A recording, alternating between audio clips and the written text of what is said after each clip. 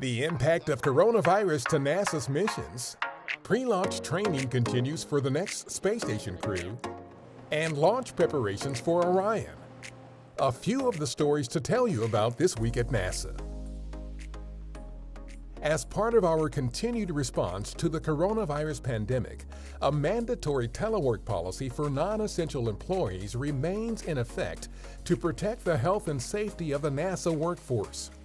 In a virtual Ask the Administrator session, Administrator Jim Bridenstine and other senior officials responded to questions and concerns employees have about the coronavirus situation. Your agency, NASA, is involved in providing solution sets for the nation, and we will be more and more involved as days go on because we do have an extremely talented, very bright workforce and a lot of capabilities that can help. We really have tried to be proactive, really look at conditions on the ground and make decisions based on not only the current conditions, but like you said, where things are headed, and be proactive and try to stay out ahead of this.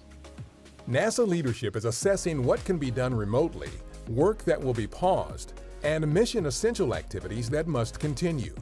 Some of the mission essential work identified includes preparing the Perseverance rover and helicopter for our Mars 2020 mission, limited work on the Orion spacecraft and the Space Launch System rocket for our Artemis program, construction of our X-59 quiet supersonic aircraft, keeping the agency's supercomputing and IT security resources online, and the continued support of all International Space Station operations.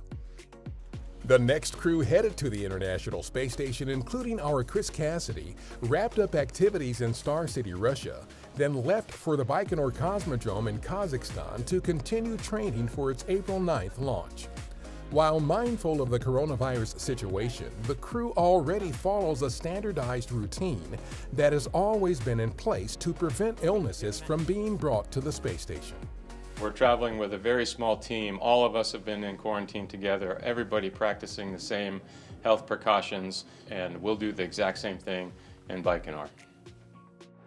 The Orion spacecraft for Artemis 1 returned to our Kennedy Space Center in Florida after completing some rigorous environmental testing at our Plumbrook Station in Ohio. The spacecraft will now undergo final preparations for its launch on Artemis 1.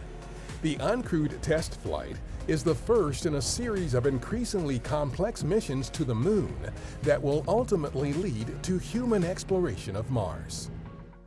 Our Curiosity Mars rover snapped this selfie recently just before setting a record for the steepest terrain it has ever climbed.